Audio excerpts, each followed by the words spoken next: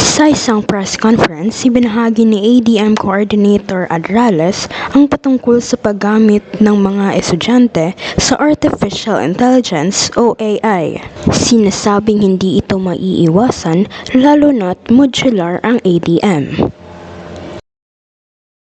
The teacher can determine whether that is AI or not. Di ba mga bright ba yatong teachers? The teachers can, it's not the only, the activities given are not the only way of assessing the students. The teacher have, kanang, makaingon ta mga, nakailan na si teacher sa imo based on the previous assessment.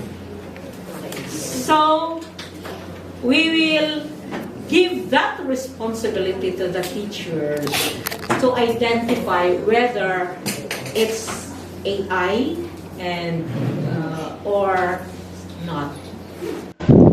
Dagdag pa niya na inaasahan naman niya ang mga guro na alam nila kung ano ang kaibahan ng AI at sagot ng mga estudyante.